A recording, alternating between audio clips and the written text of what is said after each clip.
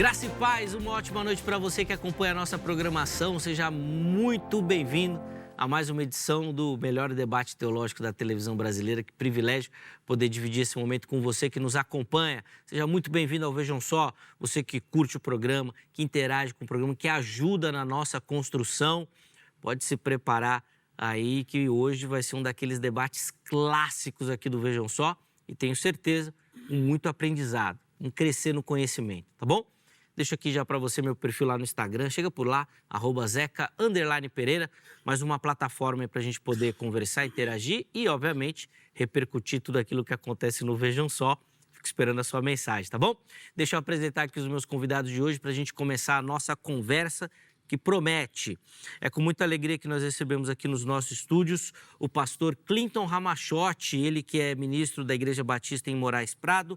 Graça e paz, meu irmão, uma ótima noite. Seja muito bem-vindo, Clinton. Boa noite, Zeca. Boa noite, pastor Elias.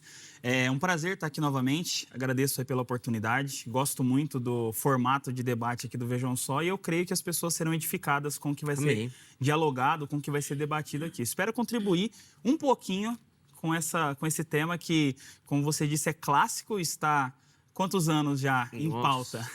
E continuará há quantos anos ainda em pauta, né? Sim. Isso, por um lado, é muito bom, porque a gente tem sempre a oportunidade, a possibilidade de aprender. E eu espero que aqui seja mais um momento de aprendizado para todos nós, para quem acompanha também, para as pessoas que estarão aqui. Que Deus abençoe todos nós aí, abençoe esses irmãos e irmãs que estarão acompanhando também. Amém, que seja um momento de crescimento, sem dúvida. Clinton, antes da gente entrar nas explicações do texto, nos comentários, vou pedir as informações da igreja, por favor. Certo, nós estamos localizados ali no extremo da Zona Sul, região do Grajaú, o bairro chamado Jardim Moraes Prado. Então, os irmãos que, porventura, estiverem passando por ali, sintam-se convidados, né, para estar conosco. Nós temos, durante a semana, na quarta-feira, às 7h30, nossa reunião de oração, estudo bíblico, e temos também o nosso culto escola bíblica no domingo, 5 horas da tarde e 6h30 o culto, tá? O endereço, Avenida Carlos Barbosa Santos, 2354, Jardim Moraes Prado. E também, se for possível, né, o Instagram da igreja também, Igreja Batista em Moraes Prado. Qualquer dúvida que tiver, eu mesmo respondo por lá, é só mandar mensagem que estamos lá à disposição. Boa, já apareceu aí para você, né, tanto o Instagram da igreja, o Instagram também do Clinton, são os canais oficiais aí para você poder conhecer um pouquinho melhor do ministério do irmão e tiver dúvidas, questionamentos, quiser interagir, é por lá, tá bom? Nós vamos deixar salvo também lá no nosso perfil oficial do Instagram. E nós temos também o privilégio nessa noite de receber novamente aqui nos nossos estúdios, ele que é um amigo do Vejam Só, um parceiro do programa. Quando eu falo que o Vejam Só é um dos melhores debates teológicos da televisão brasileira, é porque ele faz parte desses debates também e ajudou nessa construção. Muita alegria que nós recebemos aqui nos nossos estúdios o pastor Elias Soares, ele que é ministro da Igreja Assembleia de Deus do Ministério Ipiranga.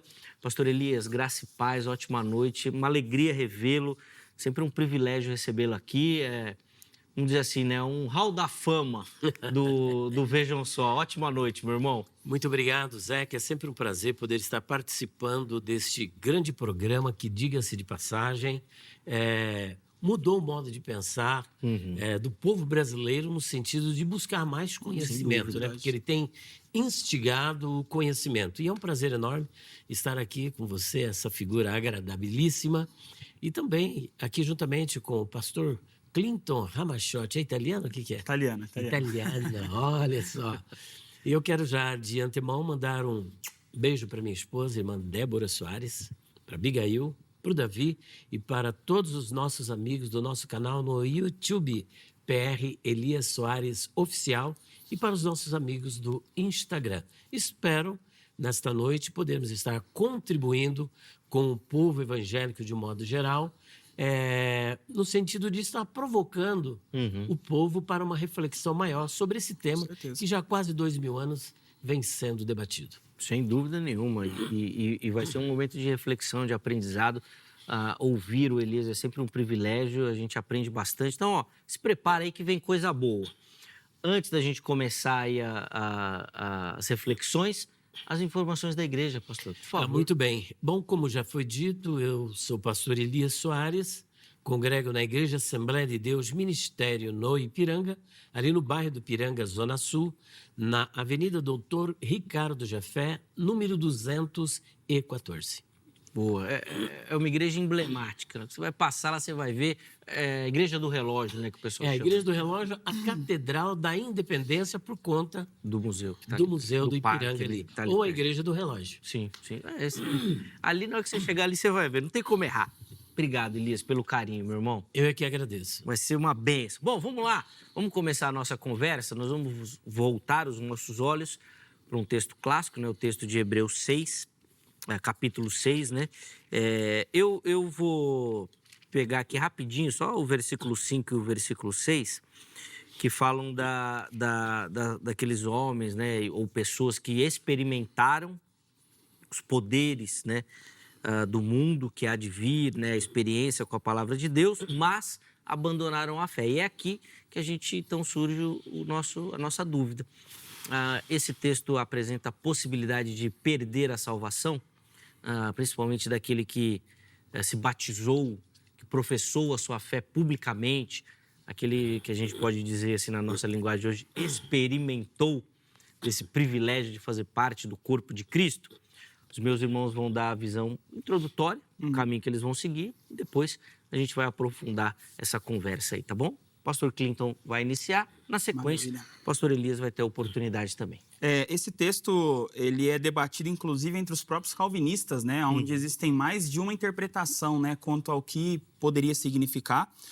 Olhando para o todo do texto, e não só para o todo do texto, mas olhando até para o todo da Escritura, o texto de Hebreus 6, ele nos apresenta uma hipotética apostasia daqueles que são convertidos de fato. Então, a gente vê o texto de Hebreus falando sobre pessoas que estiveram no meio do povo de Deus, estiveram presentes. Penso que a pergunta sobre o batismo aparece porque no versículo 2 vai falar sobre a doutrina dos batismos, né? Então, pessoas que de fato estiveram no meio do povo de Deus, pessoas que estiveram congregando, pessoas que estiveram servindo, muitas delas que se apresentavam ali até como mestres, né? Muito provavelmente. E o texto vai nos dizer que essas pessoas recaíram e não podem ser renovadas outra vez. Então, o texto ele vai nos dar uma possibilidade hipotética do que aconteceria caso fosse possível perder a salvação. Como não é possível perder a salvação, a gente vê aqui o mesmo recurso utilizado por Jesus em Mateus, quando Jesus vai dizer que, se possível, os eleitos seriam enganados, né? E esse se possível é justamente para mostrar que não é possível que os eleitos sejam enganados. Então, a gente tem a realidade de pessoas que estiveram no meio do povo de Deus, como eu disse, provavelmente mestres no meio do povo de Deus, e Jesus também vai falar sobre isso. Jesus vai falar sobre pessoas que expulsaram demônios, pessoas que profetizaram, pessoas que estiveram à frente de multidões, e essas pessoas nunca foram conhecidas por Jesus. Então, é impossível a gente olhar para o texto e concluir que há qualquer tipo de perda de salvação aqui. Há uma hipotética visão aqui do autor, que inclusive, se a gente pode falar quem que a gente acha que é o autor ou não? Pode, fica à vontade. Senão a gente vai entrar no outro tema aqui, tô brincando. Só não pode debater isso, mas pode falar quem que você acha que é. Não, tô brincando. Então tá. O apóstolo Paulo, quando ele escreve esse texto aqui, ele vai nos apresentar, então, uma hipótese, né? A gente tem aqui algo que é impossível de acontecer. Se fosse possível acontecer, seriam nessas condições. Se fosse possível que alguém que nasceu de novo, alguém que é salvo, alguém que é convertido, cai e perde a salvação, essa pessoa jamais poderia voltar, né? E aí entra um problema para aqueles que defendem a perda de salvação nesses moldes. Não sei se é o caso do pastor Elias, mas muitos afirmam que é possível perder a salvação e depois recuperar essa salvação. O texto de Hebreus vai dizer, dentro dessa hipótese, que aqueles que recaíram não podem ser renovados outra vez. E a única forma disso acontecer, deles voltarem a um estado de salvação como tinham, seria se Cristo fosse crucificado de novo, o que é impossível porque o próprio texto de Hebreus vai nos dizer que Jesus foi morto de uma vez por todas, ele ressuscitou de uma vez por todas. Então, há uma efetividade na salvação. E a minha linha aqui para poder fechar nesse texto é a conclusão. Nos últimos versículos a gente tem o autor de Hebreus aqui, Paulo, dizendo assim: E assim, esperando com paciência, alcançou a promessa, porque homens certamente juram por alguém superior a eles. E o juramento para confirmação é para eles o fim de toda contenda. Por isso, querendo Deus mostrar mais abundantemente a imutabilidade do seu conselho aos herdeiros da promessa, se interpôs ele mesmo como juramento, para que por duas coisas imutáveis, nas quais é impossível que Deus minta, tenhamos firme consolação. Nós, os que pomos nosso refúgio em reter a esperança proposta. Aí olha o versículo 19. A qual temos como âncora da alma, segura e firme, e que penetra até o interior do céu. Então, esse texto, na verdade, ele ensina o contrário. Ele ensina que é impossível que aqueles que foram de fato renovados, aqueles que foram de fato salvos, que são herdeiros da promessa, percam isso. Porque nós temos uma esperança firme como âncora da nossa alma. Boa, tá? Então, a linha, né, que o Clinton vai defender, depois ele vai, obviamente, conseguir aprofundar essa visão, até com os questionamentos que o Elias vai fazer também. Bom, a gente quer te ouvir, pastor. Por favor, vamos lá. Muito bem. Essa questão é um pouco mais profunda do que aquilo que a gente faz uma análise superficial. A bem da verdade, remete-nos para a questão da teodiceia, da relação de Deus com o sofrimento e sobre a questão da origem do mal. Será que o homem tem a liberdade para ele tomar uma decisão de abandonar a fé, de se apostatar da fé? A Epístola aos Hebreus constantemente está nos direcionando para essa possibilidade. Inclusive, o autor ele faz 5 advertências sobre o perigo da pessoa se desviar da fé, dela abandonar a fé. Eu creio que a argumentação do pastor Clinton, ela seria eficaz caso traduzíssemos o verbo parapessontas, que é sinônimo de apostasia. A palavra parapessontas, que é sinônimo de apostasia, como se fosse uma conjunção condicional. Se caírem, que é justamente aquilo que não somente Calvino, e boa parte da leitura calvinista faz acerca deste verbo. Se caírem, mas a bem da verdade não é se caírem, porque a palavra está no aoristo, que dá a ideia de algo que foi realizado no passado. Né? Caíram, eles caíram. Existe a possibilidade, isso é tão verdade, que eu tenho aqui um calvinista aqui muito bom, que inclusive publicado pela Cultura Cristã, o nome dele é Simon Kistemaker. Essa obra do Simon Kistemaker, entre tanta coisa que ele diz aqui, ele diz o seguinte: o autor de Hebreus observa que os israelitas desobedientes morreram no deserto por causa da incredulidade. Por analogia, a possibilidade de que pessoas que professaram o nome de Cristo possam apostatar é real. E é curioso que ele até faz aqui uma leitura sobre cair e se apostatar, pecar e cair.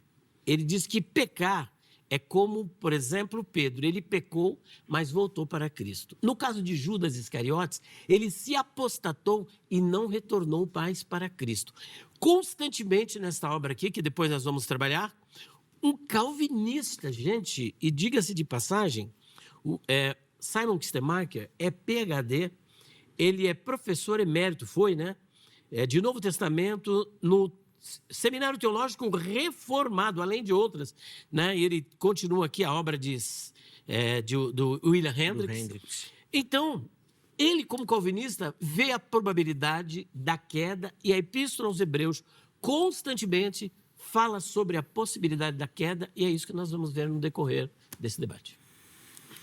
Você viu que o Elias tirou o pino da granada e deixou aqui no meio, aqui, né? Agora depois o Clinton vai tentar desarmar a bomba aí. Ó, deixa eu colocar, antes de ouvir o Clinton, só uma enquete no ar para você acessar nosso perfil lá no Instagram e poder interagir com o programa. @programa Vejam Só. É lá que você encontra as nossas enquetes e também encontra toda a comunicação com o programa. Inclusive, o contato dos nossos convidados fica por lá também para você poder acessar, tá bom? Vamos colocar na tela, então, a pergunta que nós deixamos lá no Instagram. Na Epístola aos Hebreus, quem caiu foi. A gente quer saber que referência é essa aqui que o texto faz. Foi um cristão verdadeiro, convertido? Foi alguém que só provou, conheceu a fé, mas não se converteu verdadeiramente? E a terceira opção é o famoso não sei, né? um mistério difícil de explicar. Então vai lá, vote, escolha uma das opções para você poder participar e nos ajudar aqui na construção do programa também, tá bom? No final do programa a gente volta com o resultado da enquete, tá certo? Vamos lá, Clinton, para a gente não perder tempo, quero ouvir as suas contribuições não, também. Só quero deixar claro que nenhum calvinista nega a apostasia. Nenhum calvinista nega a realidade de que é possível alguém apostatar. A grande questão está no conceito de apostasia que nós temos. Aí muda. O meu conceito de apostasia como calvinista, e até é comum dentre todos os calvinistas, imagino que o próprio autor do livro citado também traz essa ideia, é de alguém que nunca foi salvo de fato. Não que alguém salvo, regenerado, resgatado, justificado, seja possível que ele volte e aconteça a perda da salvação. Olha que interessante, Hebreus, capítulo de número 10, um pouco à frente do texto que nós estamos, é dito assim, versículo 12, Hebreus 10, 12. Jesus, tendo oferecido para sempre um único sacrifício pelos pecados, assentou-se à destra de Deus, aguardando daí em diante até que os seus inimigos sejam postos por estrado dos seus pés. Agora olha o versículo 14, maravilhoso. Porque com uma única oferta aperfeiçoou para sempre quantos estão sendo santificados. Então todos aqueles que são salvos de fato, nascidos de novo, justificados, regenerados, eles estão dentro dessa promessa. Há uma promessa. Os salvos, eles são alvos de uma promessa. Qual promessa é essa? Jesus Cristo pagou efetivamente pelos pecados.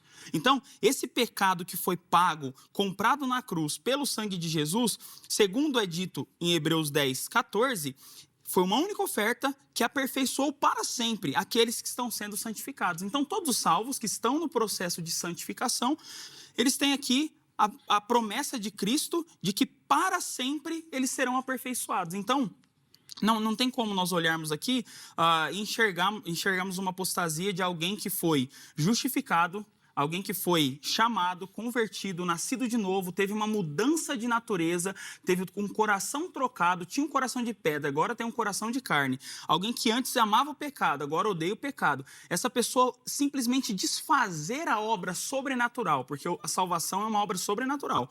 O homem não faz, não parte do homem. Eu imagino que o pastor Elias concorde com isso.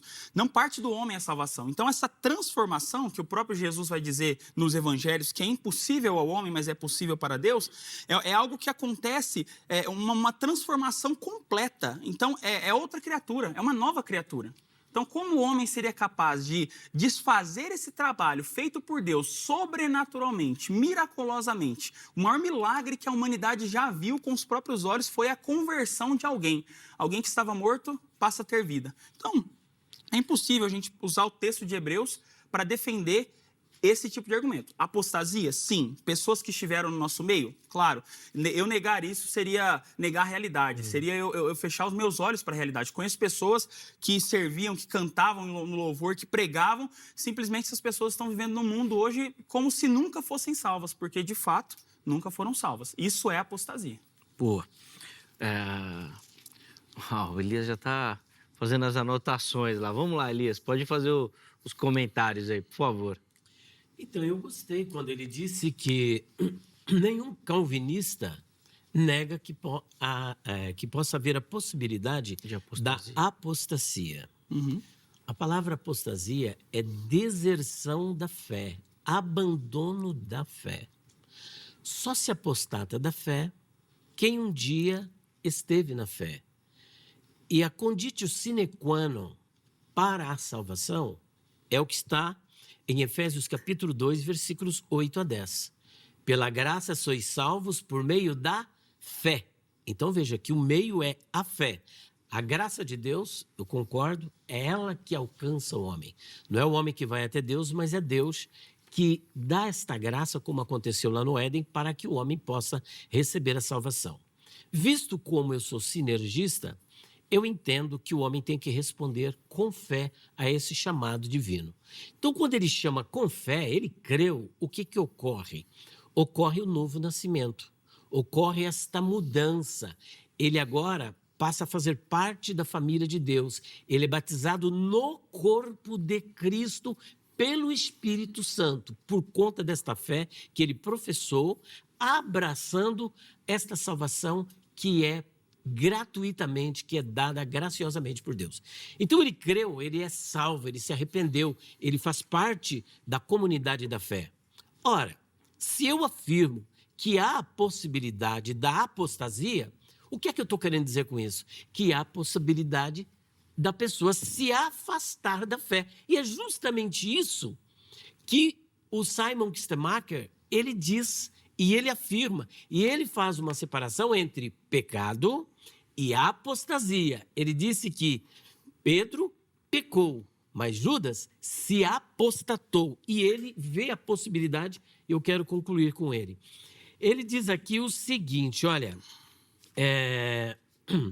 os avisos constantes, repetitivos e profundos do autor provam conclusivamente que a apostasia pode ocorrer. E ele cita o capítulo 3, 12 a 13, capítulo 4, 1, versículo 11, capítulo 12, versículo 15. Repetidamente, ele coloca diante dos leitores a responsabilidade de proteger o bem espiritual uns dos outros, a fim de que ninguém caia ao seguir seu exemplo de desobediência no 4:11. Uma distinção deve ser feita nesse ponto. O autor fala sobre apostatar, não sobre cair em pecado. Olha só. Por exemplo, Judas apostatou de Jesus e nunca mais retornou a ele. Pedro caiu em pecado, mas logo depois viu o Jesus ressurreto. Os dois conceitos, apostasia e desvio, nunca devem ser confundidos. Em 6,6 o autor se refere à apostasia.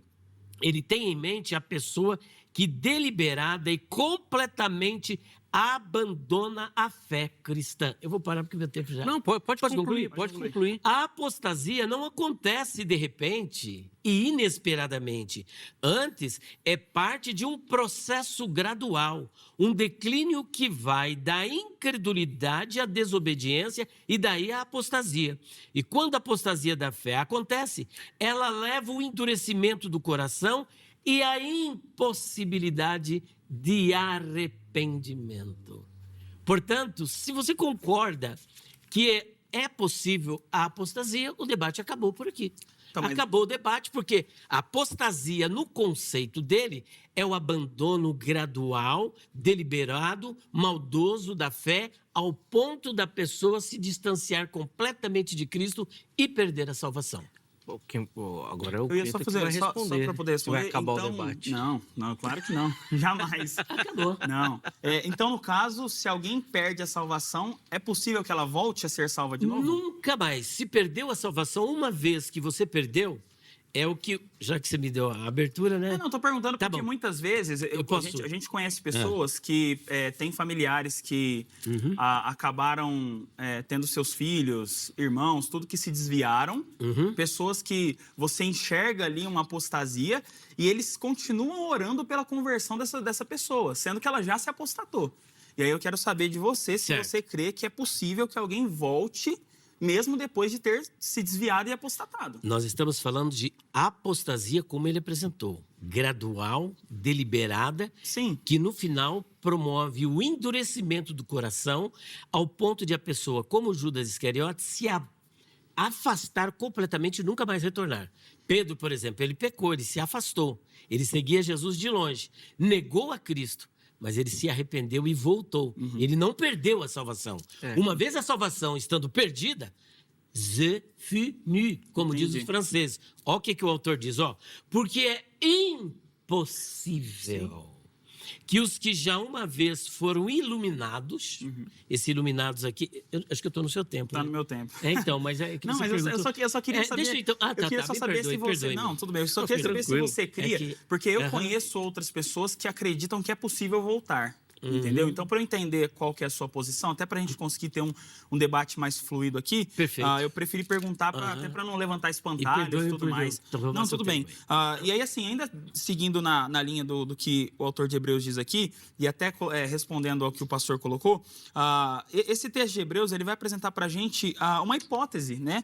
E é interessante que essas hipóteses elas estão repletas. Eu citei Jesus falando lá em Mateus que se fosse possível os escolhidos serem enganados também, mas nós temos Gálatas 1:8, quando o apóstolo Paulo vai dizer Ainda que nós ou um anjo do céu vos pregue um outro evangelho. Paulo não está falando desse anjo do céu como um demônio. O demônio vai pregar um falso evangelho, tudo bem. Mas ele está falando, ainda que um anjo do céu, ou seja, um anjo em estado de perfeição mesmo, um anjo bom, ele desça e pregue um outro evangelho diferente do que nós temos pregado, que seja anátema. Qual que é a ideia de Paulo? É dizer que é possível que um anjo desça do céu e pregue um evangelho contrário ao que está na Bíblia? Não, isso não pode acontecer, nunca.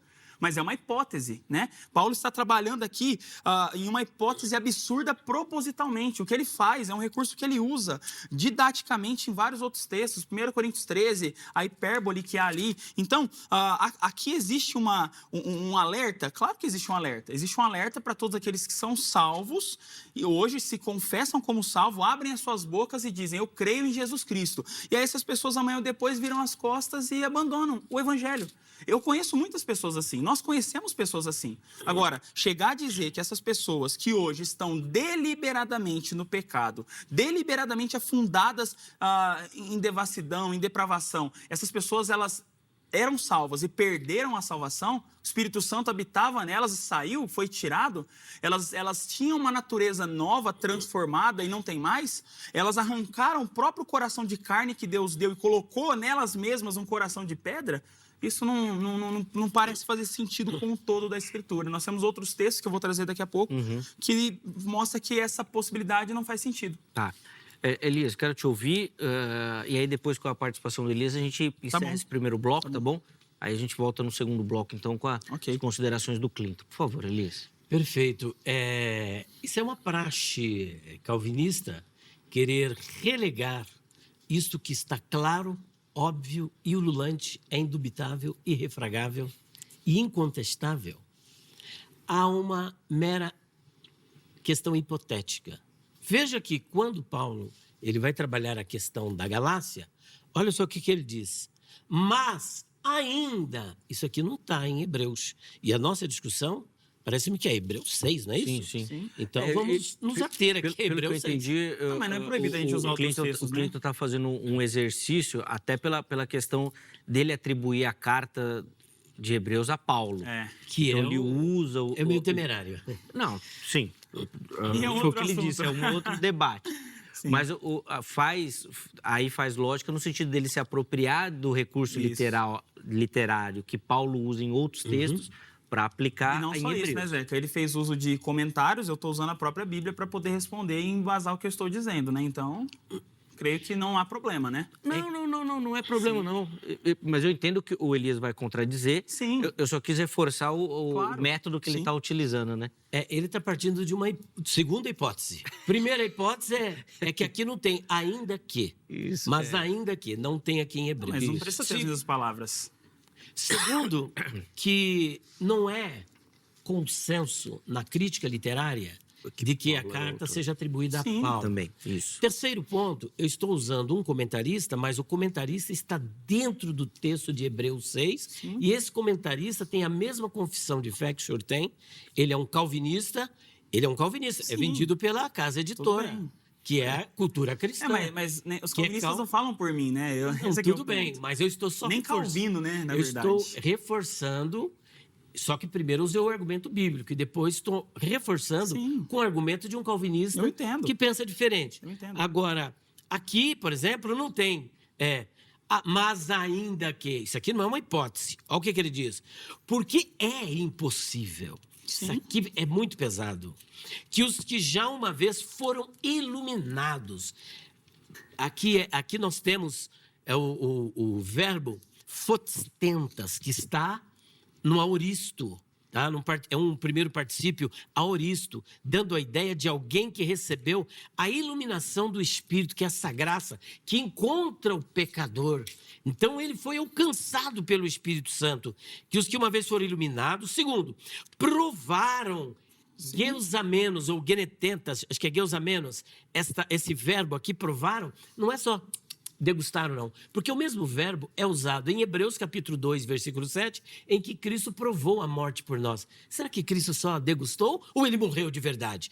Ele diz que é impossível que essas pessoas que recaíram sejam renovadas outra vez para o arrependimento.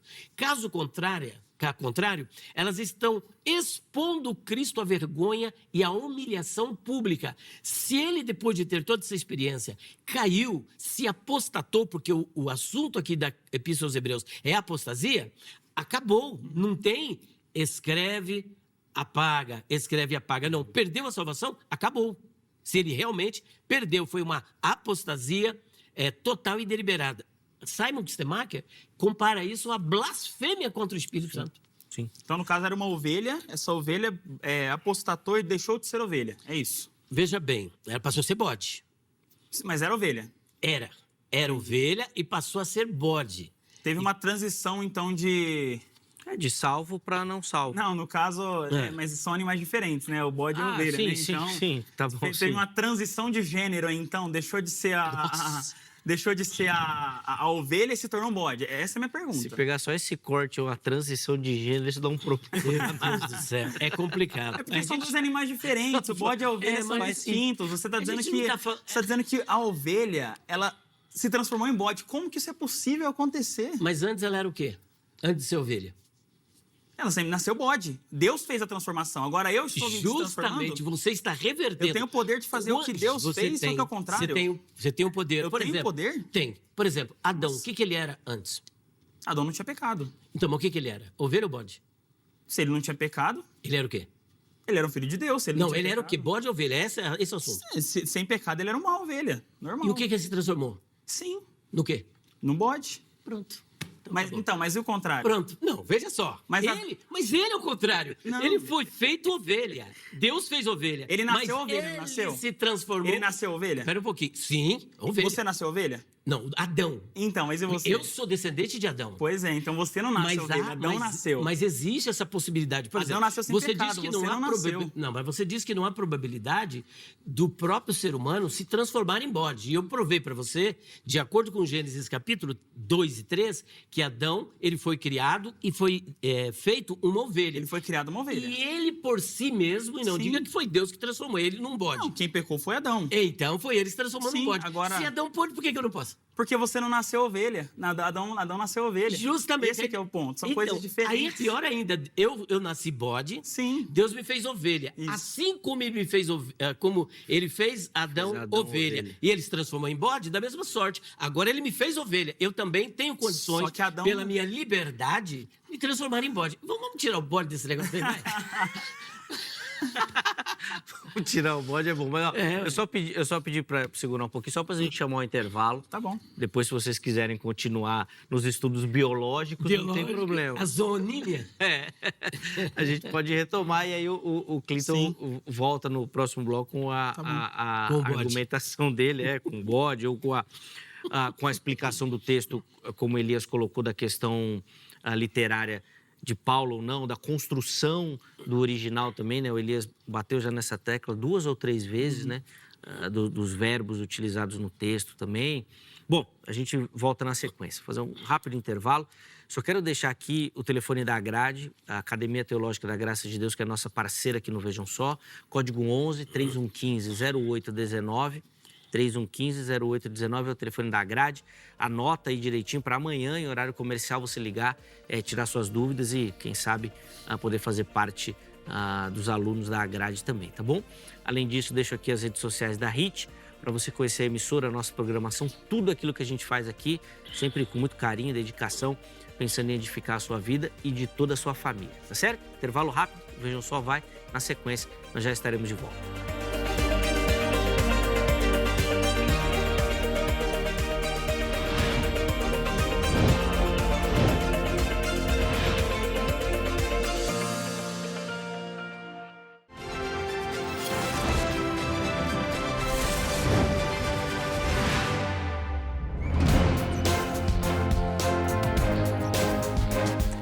Muito bom, já estamos de volta com o Vejam Só, intervalo bem rapidinho na nossa conversa, recebendo hoje aqui nos estúdios para comentar o texto de Hebreus 6 e a possibilidade de um verdadeiro cristão, aquele batizado que professou a sua fé, perder a salvação. Pastor Clinton Ramachotti, pastor Elias Soares, que no primeiro bloco já deram as suas contribuições, um bloco Bom, que na internet a polêmica já está instalada. Mas bom, vamos voltar aqui para a conversa. Clito, vamos começar o bloco contigo, por favor. Certo. Não, então, nós estávamos falando sobre o que ocorre de fato quando nós imaginamos uma perda de salvação, né? Que é alguém que foi salvo, alguém que nós enxergamos essa pessoa como sendo ali alguém que nasceu de novo, alguém que tem o nome escrito no livro da vida, alguém que teve o coração regenerado, alguém que é uma ovelha, né? E aí o meu ponto em cima disso tudo foi porque o próprio Jesus, em João capítulo 10, ele vai falar sobre aqueles que ouvem a voz dele como pastor e o seguem. E essas pessoas são chamadas de ovelhas. E aí Jesus vai dizer, a partir do versículo 27, que as ovelhas dele, as ovelhas que são dele, ouvem a voz dele, vão até ele e jamais vão perecer, ou seja, jamais vão morrer. Então, se nós olharmos para esse texto, achando que é possível que algumas ovelhas de Cristo, algumas ovelhas que andam no meio do rebanho de Cristo, por alguma hipótese, por algum momento, elas de fato consigam deixar de ser ovelha e se transformar em um bode. A ovelha não tem chifre, o bode tem. Então, nasceu um chifre nele ali, nasceu uns pelos diferentes, nasceu um corpo diferente. Se isso acontecer, a gente vai estar diante de uma aberração, né? Uma anomalia genética, né? Biológica, mas principalmente, né? Nós estaremos indo contra o que Jesus vai dizer justamente sobre essa questão da ovelha. As ovelhas de Cristo não podem se perder. Isso significa que eu estou diminuindo a importância dos alertas? De jeito nenhum. Isso significa que eu estou diminuindo a importância de se atentar para a obediência da palavra de Deus? De maneira nenhuma. A pessoa que fala assim, eu estou salvo, então eu vou fazer o que eu quiser. Essa pessoa nunca foi salva. Eu estou salvo, eu vou viver a vida do meu jeito, eu vou viver no mundão, eu vou beber, eu vou fazer tudo sem pensar duas vezes. Essa pessoa, ela não está com a mente de alguém que nasceu de novo. A questão não é essa. Mas a ovelha de Cristo, que está em santificação, como eu li em Hebreus 10, essa ovelha, ela será guardada até o último dia. É uma promessa, e Hebreus fala muito de promessa. Existe promessa, Deus cumpre a promessa. O texto que nós lemos aqui no final do capítulo 6 vai dizer que Deus jurou por ele mesmo, ele se interpôs como juramento. Ou seja, isso resulta no quê? Numa fé, numa esperança que é firme como uma âncora. Então, é impossível a gente chegar numa conclusão a partir de qualquer texto bíblico, a menos que nós vamos dizer que Hebreus está contradizendo Jesus, é impossível. Hebreus está contradizendo outros textos? É impossível, isso não acontece. Essas pessoas que se afastaram, não estão mais no meio do povo de Deus, são aqueles que Jesus fala, eu nunca vos conheci. Vocês profetizaram, expulsaram demônios, estiveram no meio, vocês fizeram parte da congregação, vocês pregaram, mas vocês nunca foram salvos de fato. Vamos lá, Elias, quero te ouvir aí, por favor. Bom, o nosso tema é sobre a possibilidade da perda ou não da salvação, com base na Epístola aos Hebreus, em especial no capítulo 6. Eu quero me ater aqui à Epístola aos Hebreus, ao capítulo 6, e também eu vou saltar depois para o capítulo 10, que está dentro do mesmo contexto da apostasia. Só que antes eu quero registrar um fato. Adão, ele foi criado perfeito, puro, reto e íntegro, com uma natureza não pecaminosa. E mesmo tendo uma natureza não pecaminosa, de ovelha, ele se tornou bode. Ele estava na condição que nós queremos chegar.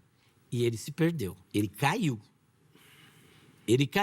Sim. Eu não sei o que o senhor vê sobre a restauração de Adão, mas aí é outra história. Mas que ele caiu, isso aí é um fato, ele caiu tanto que ele arrastou a humanidade com ele. Porque se ele não caiu, então a humanidade não caiu. Concordo. Se ele não caiu, não houve queda na humanidade. Então, mas ele caiu, ele não apostatou, né? Ele caiu de modo tal a arrastar caminhar para o inferno. Porque a humanidade está indo para onde? Filho da ira. Mas por causa de quem? De Adão. Um homem entrou o pecado no mundo. Sim. E pelo pecado veio a morte. A morte passou a todos os homens. Por quem? Por Adão. E é por isso que todos pecaram. Ele é o nosso cabeça federal, o nosso representante, o tronco genealógico. Perfeito. Tá certo? Todos pecaram e destituídos estão da glória de Deus. Exatamente. Não podemos cair agora num pelagianismo. Não, mas né? tá certo. Tá correto? Esse corretíssimo. Correto, então. Tá indo bem. Vamos lá. Indo bem? Então, Adão, ele era perfeito, santo. Ele foi feito à imagem e semelhança de Deus. E ele decaiu desta posição, ao ponto de arrastar a humanidade. Sim. Agora, nós, imagina, nós, como você diz, nascemos bode. Por causa do pecado de Adão, porque estávamos em Adão.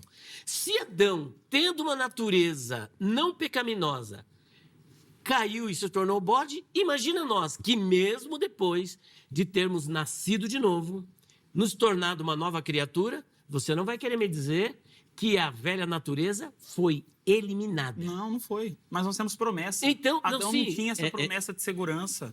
Só um momentinho. Ele precisava? Ele precisava. Ele não precisava, porque ele já estava no estágio onde você está querendo chegar. E ele caiu dessa posição como os anjos caíram. Olha só. Os anjos bons se tornaram anjos maus, se tornaram demônios. Olha só, o querubim se tornou dragão. Olha a transformação de querubim para dragão. Então, se ele, desta posição, decaiu, imagina nós com a velha natureza, se não podemos fazer o mesmo. Então, a possibilidade da queda é real. Eu vou me limitar por aqui, depois eu continuo. Tá bom, depois volta lá no texto de Hebreus também. Vamos lá. Clinton, por favor. É interessante ele mencionar essa questão do estado de Adão, porque eu não concordo que o estado de Adão era exatamente igual ao nosso. Adão não lutava contra a natureza do pecado. Adão não experimentou o conhecimento que nós temos hoje da graça de Jesus Cristo através da pessoa encarnada de Jesus, como nós temos. Isso aconteceu depois. Embora Adão tivesse relacionamento com Deus, o Filho não tinha encarnado. O Filho não tinha comunhão com ele. O Filho não havia sido crucificado, ressuscitado e dado uma promessa de que voltaria. Mas existe alguma diferença entre Adão ter comunhão com o Pai e comunhão com o Filho, visto que o Filho é Deus e o Pai também é Deus? Existe a diferença do pecado que entrou na história. Não, digo a comunhão. Existe a diferença do pecado que entrou na história. O Filho é divino, o Pai é divino. Concordo 200%. Não estou negando a Trindade. O Filho é gracioso, sim, o Pai é gracioso. Eu não estou negando a Trindade. Mas você está querendo mudar. Só estou mostrando que em algum momento o Filho entra na história como homem. O Filho encarna. Com uma necessidade por conta da queda. Por conta do pecado, exatamente. Pois então, mas ele já tinha essa comunhão direta. Tinha, mas o nosso estado, você tá entendendo? O nosso estado hoje é diferente. A nossa realidade é diferente. Nós experimentamos hoje uma relação diferente. Embora seja relação de pai e filho, embora seja uma relação de comunhão, nós estamos em uma realidade diferente. Nós temos pecado, nós precisamos nos arrepender, nós lamentamos porque não conseguimos ir até Deus como deveríamos ir. Só me favorece nesse caso. De maneira nenhuma, pelo contrário, eu estou favorecendo o argumento do texto bíblico, né? Acima de mim mesmo. Então, colocando esse ponto, nós vemos que, na verdade, o que nós experimentamos hoje é um estado de graça que vem mediante uma promessa. Se quiser ficar em Hebreus, a gente fica só em Hebreus, não tem problema. Hebreus capítulo de número 6, nós temos o final do texto, onde é dito que há uma promessa.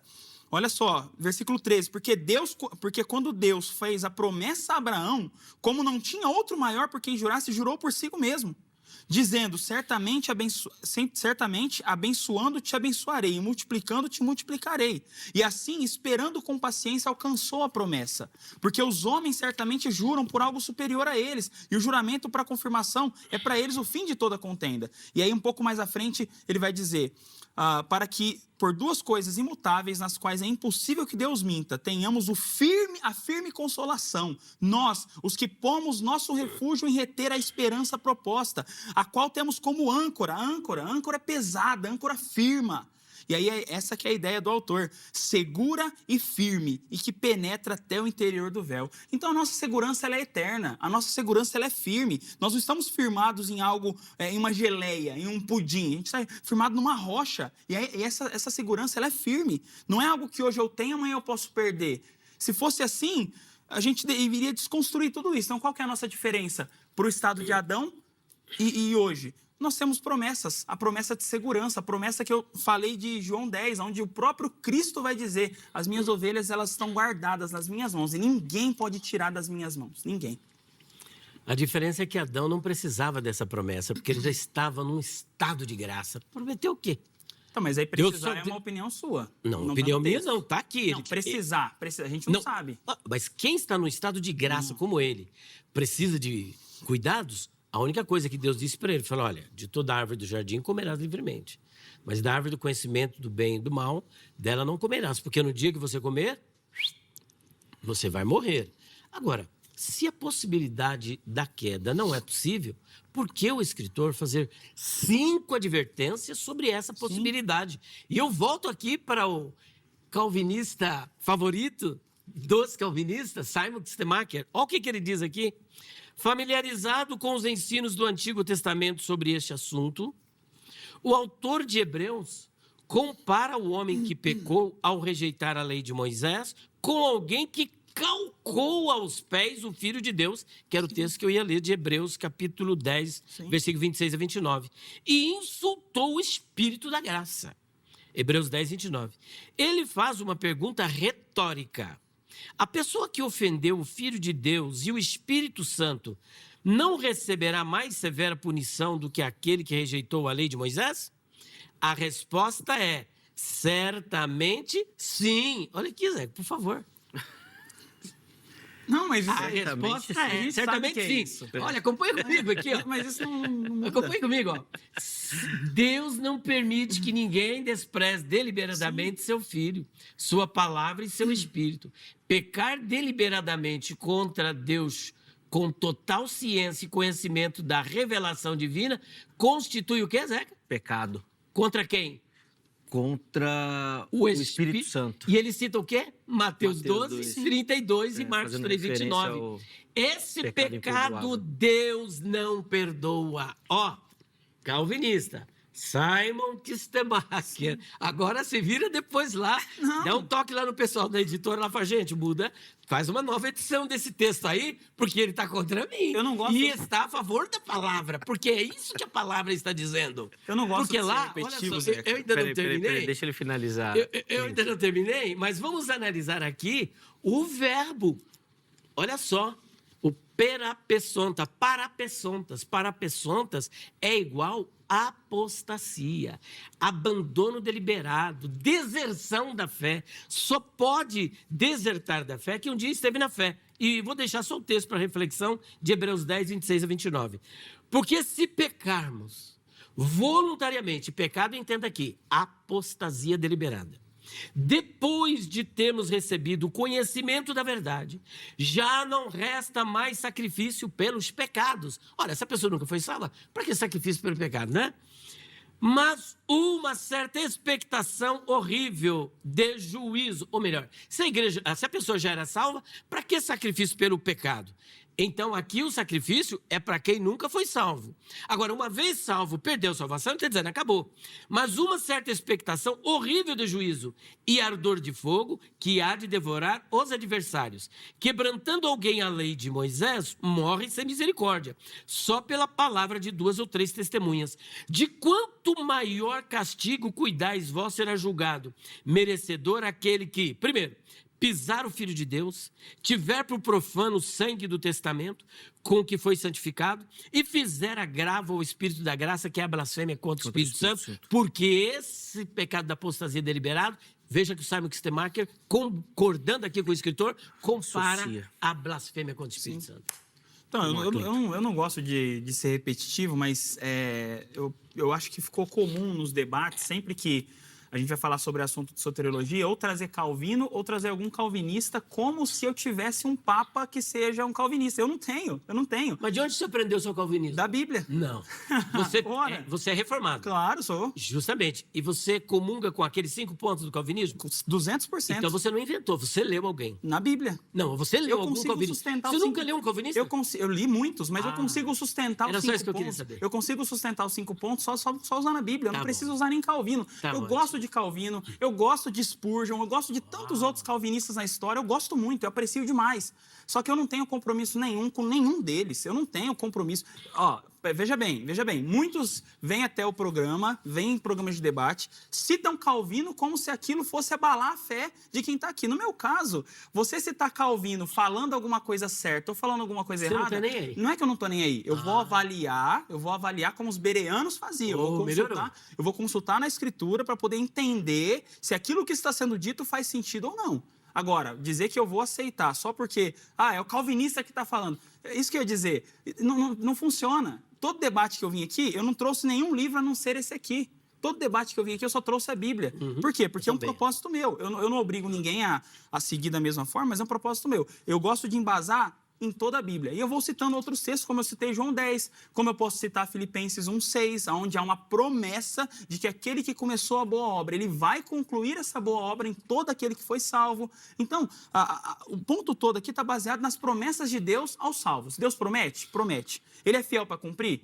Se tem alguém que é fiel para cumprir, é Deus. Então, baseado na promessa de Deus é que eu creio que é impossível que alguém perca a salvação. Clito, vou pedir para concluir, só para eu dar 2 minutinhos pro Elias, para depois a gente já vir pro tchau, porque o tempo já extrapolou e eu não vou conseguir sustentar mais vocês aqui. Não, tranquilo. 2 minutinhos para concluir a ideia e depois eu só volto para me despedir de vocês. Vamos lá, Elias. Olha, causa-me estranheza, né? Um calvinista, batista, reformado. Olha aí, pessoal, vocês viram, né? Que ele aqui não segue Calvino, não segue Spurgeon, não segue nada.